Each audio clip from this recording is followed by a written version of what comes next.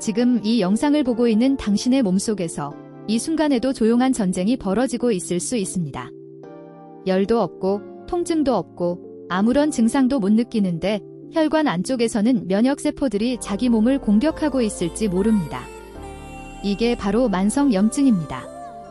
급성염증은 다치면 붓고 아픈 거, 그건 정상이에요. 문제는 조용히, 오랫동안, 몇 달에서 몇 년 동안 꺼지지 않는 염증입니다. 오늘은 이 만성염증이 왜 위험한지, 어떤 질병으로 이어지는지, 그리고 어떻게 줄일 수 있는지 최신 연구까지 포함해서 제대로 알려드리겠습니다. 먼저 구분부터 확실히 합시다. 손가락을 칼에 베면 빨갛게 붓고 아프죠? 이게 급성염증입니다. 면역 시스템이 세균을 막고 상처를 치료하는 정상적인 반응이에요. 보통 며칠이면 끝납니다. 그런데 만성염증은 다릅니다. 외부 적이 없는데도 면역 시스템이 계속 작동하는 겁니다. 비유하자면 도둑이 없는데 경보 시스템이 몇 달째 울리고 있는 상태예요.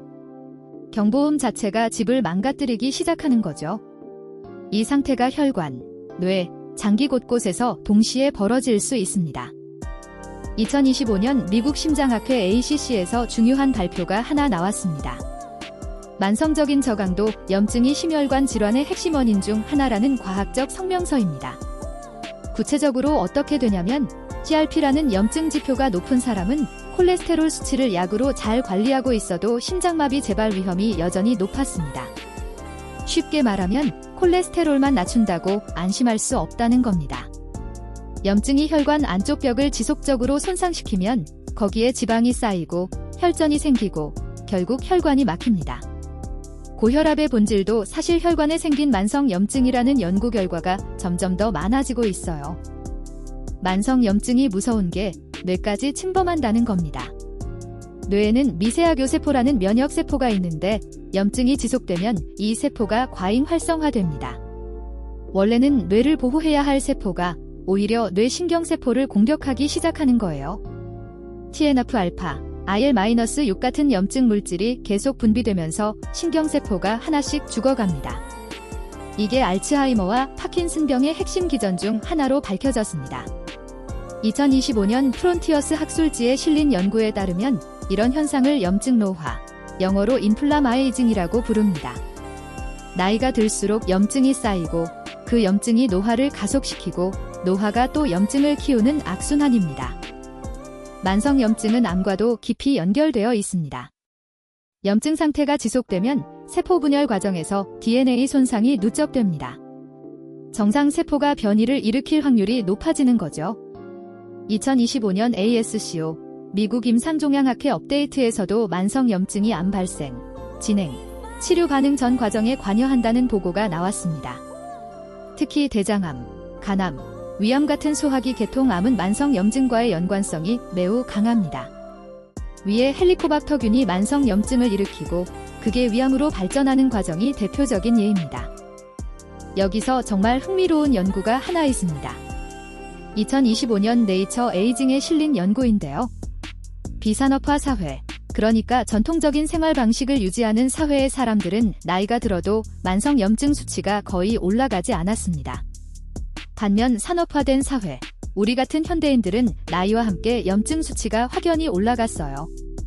이게 뭘 의미하냐면 염증 노화가 노화의 필연적인 결과가 아닐 수 있다는 겁니다. 우리의 생활 방식, 가공식품, 운동 부족, 스트레스, 환경오염, 이런 것들이 염증을 만들고 있다는 얘기예요. 그러니까 만성염증은 나이 탓이 아니라 상당 부분 생활 습관의 결과입니다. 그러면 어떤 습관이 만성염증을 악화시킬까요? 첫째, 초가공식품입니다. 편의점 도시락, 과자, 탄산음료, 냉동식품.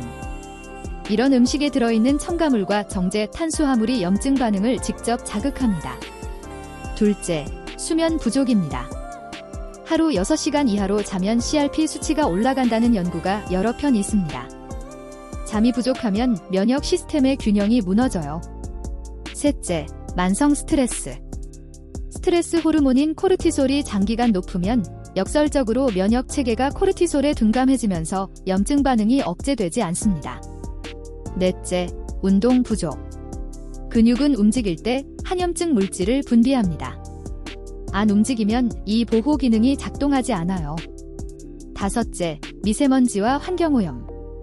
2025년 연구에 따르면 오후 2시 5 미세먼지가 체내 산화 스트레스를 유발하고 면역 체계를 교란시켜 자가 면역 질환 위험까지 높입니다.